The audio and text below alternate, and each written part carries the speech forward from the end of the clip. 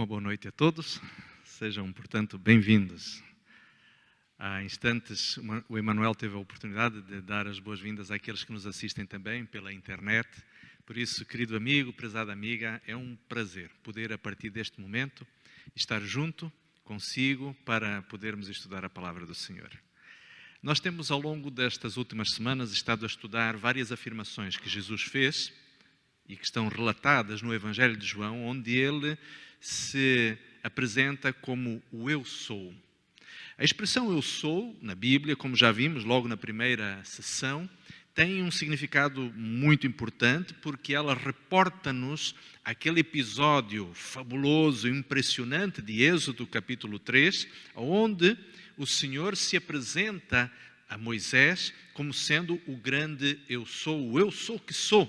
Quando Moisés pergunta a Deus qual era o seu nome.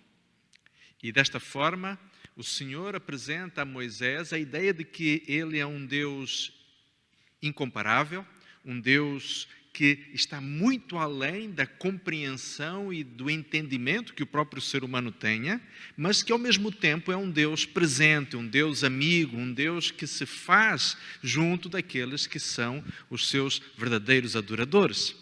E desta forma, então, nós temos o Rei do Universo a interessar-se por estas criaturas pequenas, como somos nós, perdidos numa das fronteiras do universo, num pequeno planeta, num insignificante sistema solar, mas que é alvo do amor de Deus.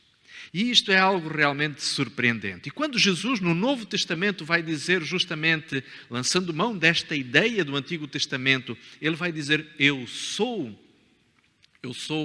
o pão, eu sou a luz, eu sou a porta, e hoje nós vamos estudar eu sou o bom pastor. Jesus estava, no fundo, a afirmar a sua própria divindade.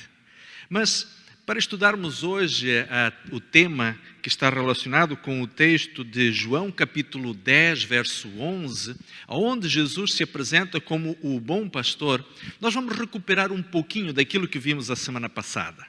Provavelmente alguns daqueles que aqui estão, alguns que nos assistem, já tiveram a oportunidade de assistir a palestra da semana passada, do domingo anterior, e devem se recordar que falámos a respeito de Jesus como se tendo apresentado como a porta.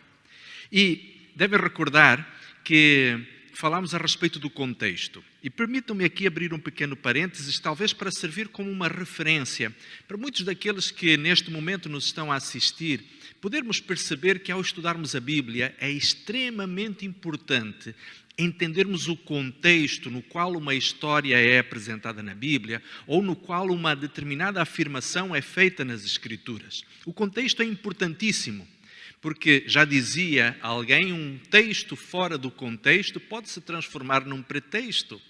E muitas doutrinas estranhas e bizarras ao cristianismo têm sido firmadas e têm surgido justamente pela descontextualização dos versículos da Bíblia, das afirmações que a palavra de Deus faz. E para aqueles que por vezes podem não estar tão atentos a isto, às vezes por um texto que é erradicado, que é extraído do seu verdadeiro contexto, pode estar a transmitir uma imagem, uma ideia que não é em função daquilo que a Bíblia ensina. Por isso, então, este capítulo 10, ele surge num contexto muito especial, um contexto onde Jesus, mais uma vez, vai estar em conflito, em certo sentido, com alguns dos líderes do povo, dos líderes de Israel. E este conflito, de uma forma muito especial, este debate mais aceso, tinha que ver com a questão da guarda do sábado. Sabem, queridos amigos, eu tenho vários amigos cristãos, pessoas que eu amo e que aprecio imenso a sua espiritualidade e o exemplo que eles me deixam e que me dão. São cristãos não exatamente da Igreja Adventista do Sétimo Dia, mas de outros movimentos. O fato de nós, por vezes, não entendermos sempre a Bíblia da mesma forma, não deve servir para que eu e outras pessoas tenhamos distância e não sejamos capazes de conviver naquilo que é o espírito do amor que Jesus Cristo nos ensinou. E, em particular, eu, por vezes, ao conversar com alguns amigos cristãos de outros movimentos religiosos, que são verdadeiros amigos do coração, pessoas que eu considero como verdadeiros irmãos em Cristo, às vezes eles, sabendo que eu sou adventista, me perguntam, Rui, por que quando você olha os evangelhos e percebe que tantas vezes Jesus discutiu sobre questões relacionadas com a guarda do sábado, será que Jesus não estava a dizer desta forma que o sábado não era mais para guardar? E ao conversarmos sobre isto, normalmente nós acabamos por analisar o seguinte: será que Jesus, de fato, estava a dizer que o sábado não deveria ser guardado? Ou estaria ele a dizer aos fariseus e aos líderes judeus daquele tempo que a forma como eles estavam a guardar o sábado não correspondia ao espírito com o qual Deus originalmente tinha oferecido o sábado como um presente ao seu povo e à humanidade? Na realidade, quando Jesus discutia com os líderes religiosos judaicos sobre a questão do sábado, e mais uma vez, no capítulo 9, nós percebemos que Jesus, depois de fazer um milagre, foi acusado de ter transgredido o sábado, por ter feito um milagre no sábado. Ora, isto é uma forma que não tem nada a ver com a forma como Deus queria que o povo judeu, ou que a humanidade tivesse este dia especial com o Senhor. Na realidade, aquilo que Deus estava, ou Jesus estava a fazer, era ajudar o seu povo, aqueles que eram os seus irmãos de carne, os seus compatriotas, a perceberem que fazer o bem ao sábado é uma das coisas mais lindas e mais magníficas que podem ser feitas para honrar e dignificar este dia especial que o Senhor deixou.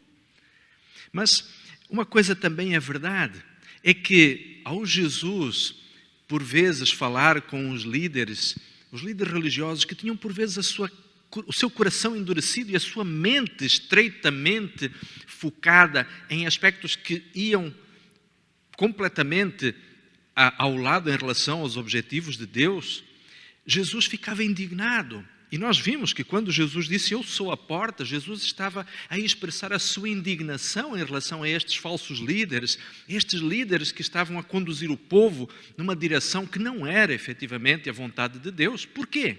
Porque eles estavam a levar o povo para um outro caminho. E lembram-se, nós estudamos a semana passada Mateus capítulo 7, do verso 13 ao verso 24, onde Jesus disse, existem apenas dois caminhos, existem apenas duas portas, uma porta que leva ao caminho da salvação, mas é um caminho estreito e a porta também é estreita. E existe um outro caminho, que é o caminho largo, que tem uma porta larga também, mas o final deste caminho largo é a perdição. Portanto, podem existir 30 mil igrejas cristãs no mundo ocidental, podem existir milhares de movimentos religiosos com filosofias e pensamentos completamente distintos uns dos outros, muitas opções em termos religiosos, mas a verdade é esta. No fundo, todos estes milhares de movimentos e filosofias resumem-se em dois: o caminho verdadeiro e o caminho falso. E desta forma, então, Jesus estava a dizer aos seus discípulos e àqueles que o ouviam que é extremamente importante nós estarmos atentos a encontrar o verdadeiro caminho. E falámos na semana passada que falsos líderes viverão ensinamentos e apresentarão ensinamentos em nome de Jesus, mas que não estarão fundamentados na palavra do Senhor. Por quê? Porque estas pessoas não estarão obedecendo à vontade de Deus, nem vivendo segundo as orientações do próprio Senhor Jesus Cristo. Isto está lá em Mateus capítulo 7, entre os versos 21 e o verso 24, mais especificamente. Mas agora chegamos justamente ao capítulo 10, ao verso 11, onde Jesus se apresenta como o bom pastor. Mas nós vamos ler os primeiros 4 versículos para entender quais são as características que Jesus apresenta do verdadeiro pastor. Vamos então abrir a Bíblia em João capítulo 10 e vamos ler do verso 1 até o verso 4. E ali encontramos 4 características do verdadeiro pastor, ou melhor, 3 características do verdadeiro pastor, que é Jesus. Jesus então diz no verso 1, na verdade vos digo, aquele que não entra pela porta no curral das ovelhas, mas sobe por outra parte, é ladrão e salteador. Portanto, Jesus está a dizer, aquele que entra no curral pelo muro, saltando o muro e não pela porta, esse esquece. Esse não é o verdadeiro pastor. É tudo menos um pastor. É o ladrão, é o que vai com o objetivo de assaltar, Depois o verso 2 vai dizer: aquele, porém, que entra pela porta é o pastor das ovelhas. E reparem, a semelhança daquilo que nós já vimos a semana passada, o entrar pela porta quer dizer estar no caminho certo, estar em sintonia com os ensinamentos da palavra de Deus. Portanto, Jesus, ele não poderia ser o nosso pastor se ele não estivesse em sintonia com os ensinamentos da própria palavra de Deus. Além do mais, nós conhecemos aquele texto de Mateus, capítulo 5, verso 17, em que Jesus diz: não pensem que eu vim destruir ou abolir a lei e os profetas, eu vim para cumprir. Portanto, Jesus foi alguém que esteve em perfeita sintonia com os ensinamentos da palavra de Deus. E não faria outro sentido, porque se Jesus não estivesse em sintonia, numa sintonia perfeita com os ensinos da Bíblia, do Antigo Testamento, que era a Bíblia que os judeus dispunham naquele tempo, ele não poderia cumprir as profecias messiânicas, porque era necessário que realmente Jesus cumprisse tudo aquilo que sobre ele estava profetizado. Mas o texto continua ainda dizendo, portanto, a primeira característica do verdadeiro pastor é aquele que entra pela porta, aquele que está em sintonia com a palavra de Deus. Depois o verso 3 diz assim: ao verdadeiro pastor, o porteiro abre e as ovelhas ouvem a sua voz e chama pelo seu nome e as suas ovelhas e as traz para fora. O verso 4 diz: e quando tira para fora as suas ovelhas, vai adiante delas e as ovelhas o seguem porque conhecem a sua voz. Então a segunda característica do verdadeiro pastor é o fato de que ele é reconhecido pelas suas ovelhas, pela sua voz, conhecem a sua voz. E a terceira característica é que o próprio verdadeiro pastor, o Jesus, como nos é apresentado aqui, ele conhece as suas próprias ovelhas. E meus queridos amigos, desta poderosa analogia, desta imagem tremenda, a qual os judeus eram tão familiares, a imagem de um pastor com as suas ovelhas, isto, diríamos assim, transmite uma importantíssima mensagem, sobretudo de conforto para cada um de nós. É que o nosso Senhor Jesus Cristo, que se nos apresenta hoje como o bom pastor, ele é coerente com os ensinos da palavra de Deus. Ele fala-nos a verdade, ele apresenta-nos a verdade. Dentro de algumas semanas vamos estudar esta afirmação que Jesus fez também no Evangelho de João, quando ele se apresenta como eu sou a verdade. Mas sobre isso falaremos mais adiante. Jesus é aquele que efetivamente nos conhece, ele sabe o nosso nome, ele conhece as nossas experiências de vida, ele sabe os nossos dilemas, ele entende os nossos sentimentos e conhece os nossos pensamentos. Na realidade, Jesus conhece-nos tão bem que ele sabe melhor do que o nosso próprio médico a nossa ficha de saúde. Ele sabe a história de cada uma das cicatrizes que temos no corpo. Ele conhece, inclusive, as nossas cicatrizes emocionais e percebe-nos, entende-nos, compreende-nos. Por quê? Porque Ele é, sem dúvida, o nosso pastor.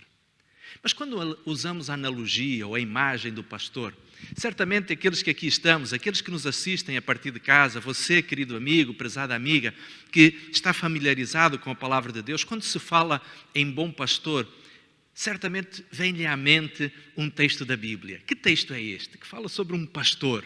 Que texto é? O Salmo 23, exatamente. Muito bem. E eu gostaria de convidá-los a nós podermos olhar para este texto. Certamente quando Jesus fez esta afirmação, no contexto em que a fez, teria em mente este Salmo de Davi. Davi era um dos seus ancestrais, portanto Jesus fazia parte da genealogia de Davi. E no capítulo 23 do livro de Salmos, ali Davi apresenta uma poderosa mensagem através da sua relação. Ele que tinha sido um pastor boa parte da sua vida, agora ele coloca-se na figura da ovelha que confia no verdadeiro pastor. E agora imaginem, Davi, que terá vivido mais de 1000 anos antes de Jesus, estava, através da inspiração de Deus, a olhar para o futuro, 10 séculos, mais de 10 séculos para a frente, e a contemplar ele mesmo pela fé, o verdadeiro pastor que um dia haveria de nascer, um dos seus descendentes, um daqueles que haveria de surgir da sua própria herança, mas que seria, sem dúvida, o desejado de todas as nações, o Emanuel, o Deus conosco, aquele que vinha cumprir todas as profecias messiânicas e dar expectativa, ou dar cumprimento a todas as expectativas que os judeus e que aqueles que amavam a Deus tinham nutrido geração após geração.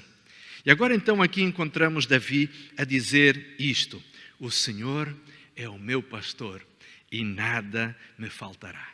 A primeira grande lição deste salmo é que em Jesus Cristo nós encontramos a complementação de todas as nossas necessidades.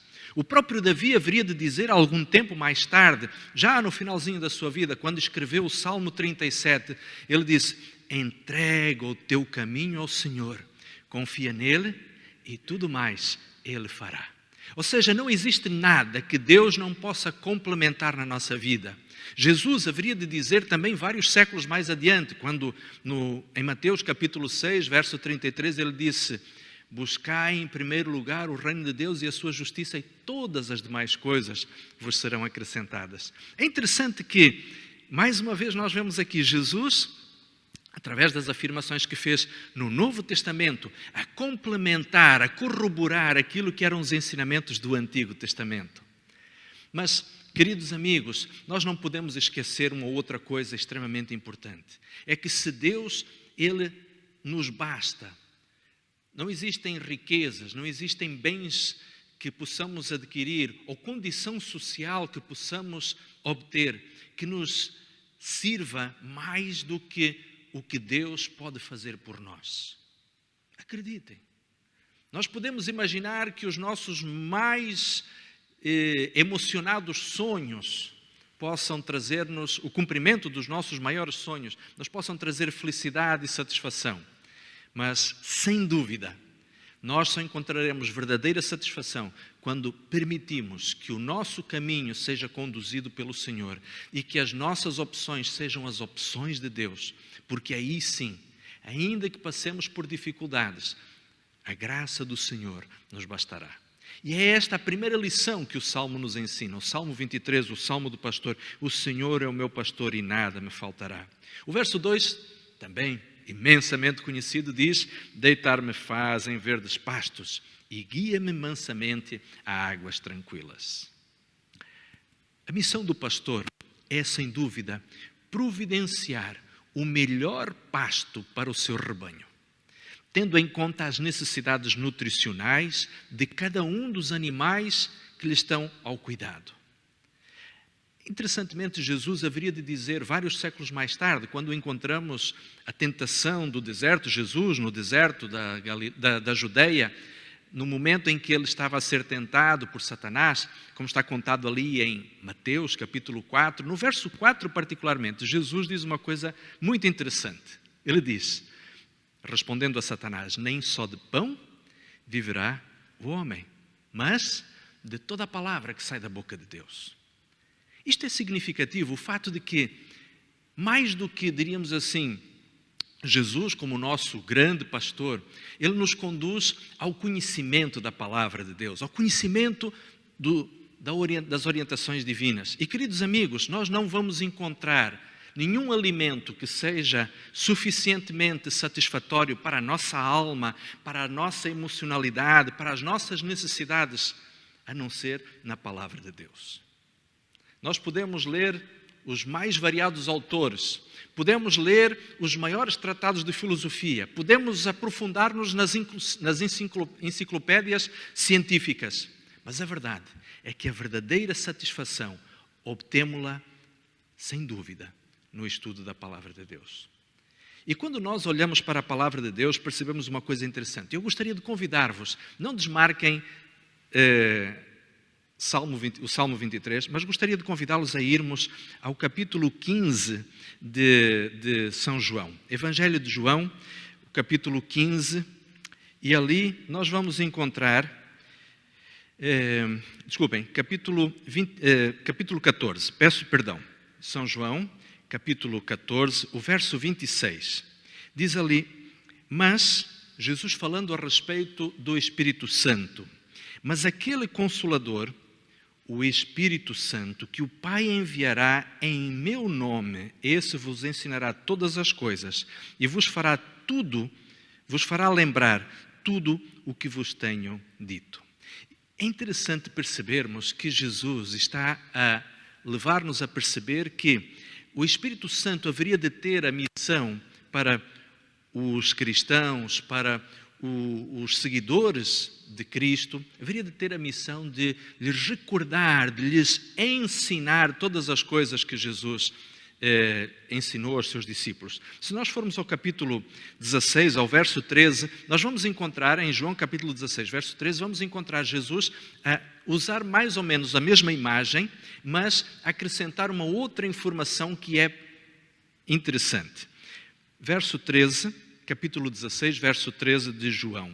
Mas quando vier aquele Espírito da verdade, reparem, o Espírito é chamado Espírito da verdade.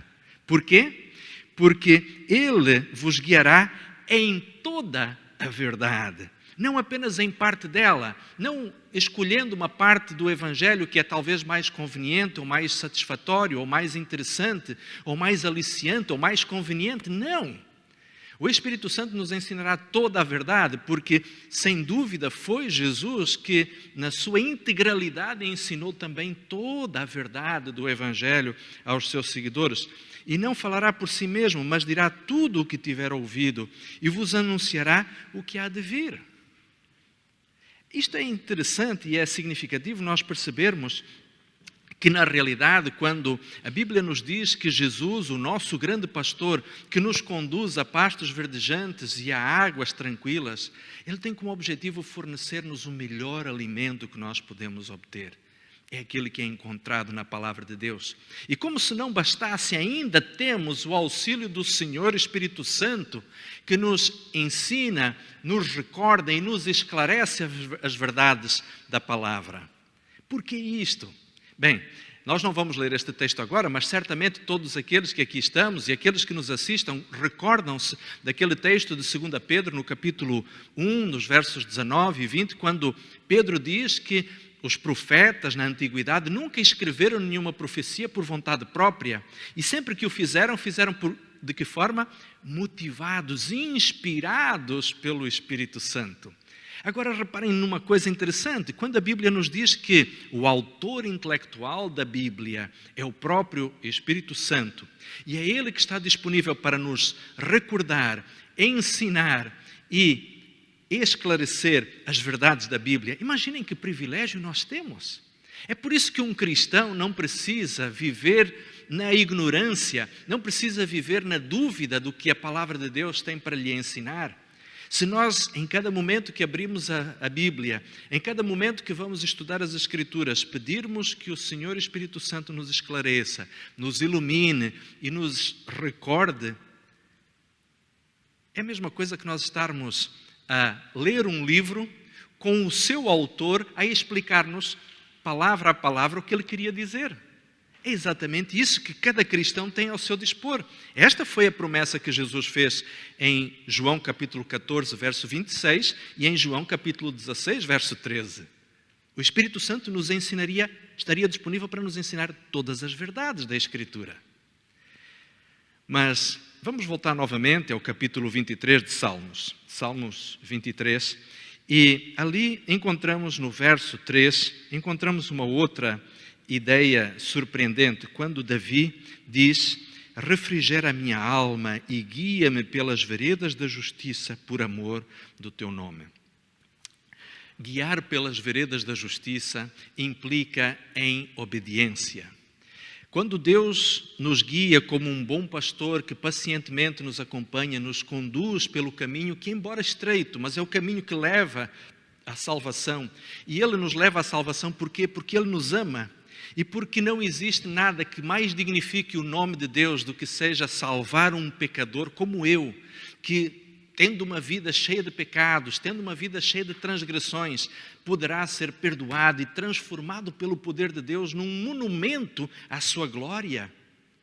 Imaginem que coisa fantástica uma pessoa que esteve mergulhado no mundo das drogas, uma pessoa que viveu na prostituição ou que viveu na imoralidade, alguém que esteve dominado por vícios e por dependências, uma pessoa que teve a vida completamente arruinada em termos financeiros, uma pessoa que esteve destroçada por problemas familiares, esta pessoa que se entrega a Deus, que entrega o seu caminho ao Senhor, confia nele, e o Senhor então reconstrói na vida desta pessoa algo maravilhoso do seu amor. O sangue de Cristo lava esta pessoa dos seus pecados, faz com que ela possa se transformar num verdadeiro monumento à glória e à graça de Deus. Esta é a razão pela qual o Senhor nos diz que quando Ele nos conduz, quando Ele nos guia pelas veredas da justiça, o objetivo é efetivamente honrar e dignificar o seu nome. Jesus haveria de dizer, quando escreveu, aliás, quando Mateus registrou no capítulo 5, este texto, ele disse: brilhe a vossa luz diante dos homens para que glorifique o vosso Pai que está nos céus. Ou seja, as nossas boas ações, a transformação de caráter que acontece na vida de um cristão, não é um motivo de honra e glória para a pessoa, mas sim para o próprio Deus. Quando alguém olha para um cristão e percebe o contraste entre o que ele já foi e aquilo que ele se tornou, a pessoa só pode dizer: glorificado seja o nome de Deus. Louvado seja o nome do Senhor, porque Ele pegou alguém que era um frangalho e transformou numa pessoa digna. Pegou em alguém que estava destruído e fez dele uma pessoa que se transformou num elemento importante, numa pessoa que se tornou um pilar da própria sociedade, da sua família. É exatamente isto que Deus quer fazer, mas, queridos amigos, Deus não pode fazer na nossa vida nada, a menos que nós não estejamos dispostos a entregar ao Senhor a nossa vida, nós estejamos dispostos a obedecer ao nosso Deus. E aqui, mais uma vez, entra aquele texto que víamos a semana passada de Mateus capítulo 7. Eu gostaria já agora de visitar convosco novamente este texto, Mateus capítulo 7, e nós vamos ler os versos 21 e depois o verso 24. Lembram-se, quando falámos a semana passada sobre este texto, que Jesus repreendia severamente os falsos líderes que apareceriam junto do povo de Deus como lobos disfarçados de ovelhas, cujas vidas não teriam frutos que estivessem em coerência com os ensinamentos que apresentavam. E Jesus então diz no verso 21, nem todo o que me diz Senhor, Senhor entrará no reino dos céus, mas aquele que faz a vontade do meu Pai que está nos céus. Jesus depois continuará dizendo, e poderão ler facilmente, ele haverá de dizer àquelas pessoas que apresentarem-se diante dele, dizendo, mas Senhor, nós não pregamos em teu nome, nós não expulsamos demônios em teu nome, nós não fizemos milagres em teu nome. E Jesus vai lhes dizer, eu não vos conheço. Por quê? Porque vocês não obedeciam ao meu Pai. Sabem, queridos amigos, falar em nome de Deus não faz com que uma pessoa esteja debaixo do patrocínio divino. Alguém que até pode fazer milagres em nome de Jesus, e nós falamos sobre isto a semana passada, alguém pode fazer milagres em nome de Jesus e não estar a receber a bênção de Jesus, porque o poder que está a atuar nessa pessoa, efetivamente não é o poder de Jesus, porque Satanás também tem poder para fazer milagres. E Jesus depois no verso 24 vai dizer, todo aquele pois que escuta as minhas palavras e as pratica, assemelhá-lo-ei ao homem prudente que edificou a sua casa sobre a rocha. E depois Jesus conta por ali abaixo a parábola da casa edificada sobre a rocha e a casa edificada sobre a areia. E Jesus deixa muito claro que para que efetivamente possa existir uma transformação na vida de alguém, é necessário que haja disponibilidade para a obediência à palavra de Deus, a obediência aos mandamentos de Deus. Eu queria convidar-vos a darmos uma olhada num outro texto que encontramos novamente no Evangelho de João. E agora no capítulo 15. Agora sim, no capítulo 15. João, capítulo 15. E nós vamos ler os versos 10 e depois o verso 14. João, capítulo 15, verso 10. Jesus diz, se guardardes os meus mandamentos, permanecereis no meu amor. Do mesmo modo que eu tenho guardado os mandamentos do meu Pai e permaneço no seu amor. Alguns amigos cristãos, por vezes me dizem, mas Rui, você não está vendo aqui? Jesus fala de 2 mandamentos, os mandamentos do Pai e os mandamentos de Jesus. É verdade. Mas quando nós olhamos para isto e pensamos naquilo que Jesus disse no Evangelho de João, no capítulo 10, no verso 30, ele disse: eu e o Pai somos um. Não somos 2, não somos 2 vontades. Jesus disse: eu e o Pai somos um. Portanto, quer dizer que quando obedecemos aos mandamentos de Jesus, estamos a obedecer aos mandamentos de quem? Do Pai. Jesus disse no verso 14, vós sereis meus amigos se fizerdes o que eu vos mando. No capítulo 14, no verso 15, no capítulo anterior, no verso 15, Jesus vai dizer: se me amardes, guardareis os meus mandamentos. Eu tenho encontrado algumas pessoas ao longo deste caminho da vida que me dizem: mas Jesus deixou 2 mandamentos, amar a Deus sobre todas as coisas e ao próximo como a nós mesmos. Sim, é verdade que Jesus fez esta afirmação, mas permitam-me dizer-lhes, queridos amigos, e a você que está aí em casa neste momento a ouvir-nos, na verdade esta afirmação nem sequer foi de autoria do próprio Senhor Jesus Cristo. Na realidade, os rabinos, os próprios teólogos no Antigo Testamento já tinham chegado a esta conclusão. Os judeus tinham uma forma muito interessante de analisar as coisas e de alguma forma de as simplificar. Os estudantes da Bíblia, hebreus, ao olharem para os 10 mandamentos, perceberam de uma forma muito clara que os 4 primeiros mandamentos tinham que ver com o amor a Deus. E os últimos 6 mandamentos tinham que ver com o amor ao nosso próximo. E desta forma, era muito simples resumir a lei em 2 frases: amar a Deus sobre todas as coisas, não ter outros deuses, não fazer imagens de escultura, não tomar o nome do Senhor Deus em vão e reverenciá-lo no dia que ele tinha deixado como dia para adoração, que é o sábado, que não era apenas uma herança judaica, mas sim era uma herança dada à humanidade, porque em Gênesis, no capítulo 2, do verso 1 ao verso 3, é dito que o sábado foi oferecido à humanidade e não apenas aos judeus, mas também ficou claro para os teólogos do Antigo Testamento, para os estudiosos da Bíblia, hebreus, que amar a Deus, amar ao próximo como a nós mesmos, era a forma de cumprir e de resumir os restantes 6 mandamentos, que começavam por amar ao Pai e reverenciá-lo, e à mãe também. Ora, quando Jesus disse isto, ele na verdade estava a dar eco a uma afirmação teológica que já existia há muitos séculos. Portanto, Jesus não apresentou nada de novo. Mas alguém pode dizer: mas ok, Rui, e quando Jesus, no Evangelho, no capítulo 13, ele vai dizer: um novo mandamento vos dou, que vos ameis uns aos outros. Sim, é verdade, Jesus disse: dou-vos um novo mandamento, que vocês se amem uns aos outros. Mas na realidade aquilo que Jesus estava também a dizer é que, embora aquela nova afirmação, aquele novo mandamento estivesse a ser acrescentado, mas ele não estava a anular os mandamentos anteriores.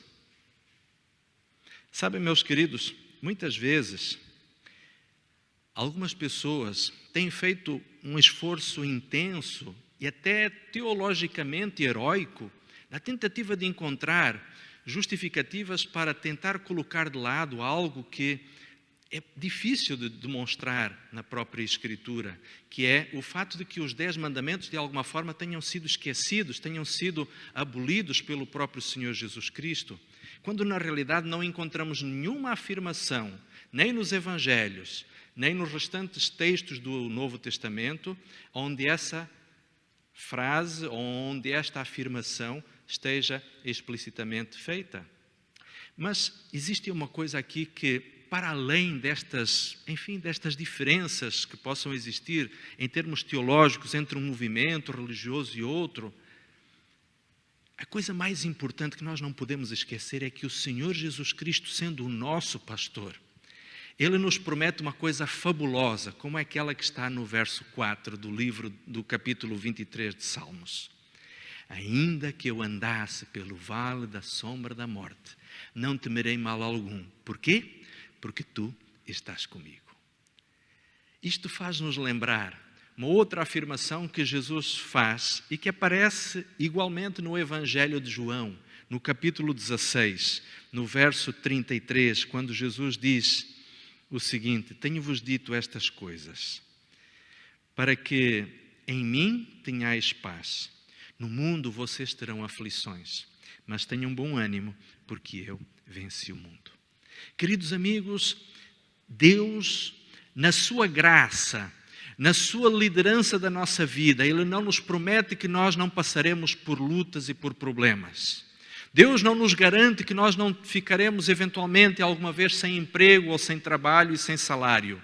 Deus não nos diz que nós não poderemos, que nós, se o seguirmos, nunca seremos decepcionados por aqueles que amamos ou traídos por aqueles em quem confiamos. Deus não nos promete que nós teremos uma vida que seja um mar de rosas ou um passeio por um lago tranquilo num dia de primavera. Não. A Bíblia não nos pode garantir isso porque Deus é real, Deus é honesto, Deus é leal conosco. E Jesus não iria nos induzir a uma falsa expectativa em relação ao cristianismo, levando-nos a pensar de que, aceitando Cristo, tudo seria bom, tudo seria prosperidade, tudo seria facilidade. Esta não é a mensagem da palavra de Deus. Porque você é cristão, porque um dia você aceitou Jesus Cristo, isto não é garantia que você vai se tornar uma pessoa rica, que vai se tornar uma pessoa próspera financeiramente e que você vai andar coberto de todo tipo de benefícios que o mundo nos pode dar. A Bíblia diz-nos de uma forma muito honesta que no mundo nós passaremos por lutas e por dificuldades, mas que podemos ter a certeza que ainda que passemos pelo vale da sombra da morte, o Senhor estará conosco. Eu posso estar a chorar ao lado do caixão de uma pessoa que amo profundamente, de quem me estou a despedir no sono da morte.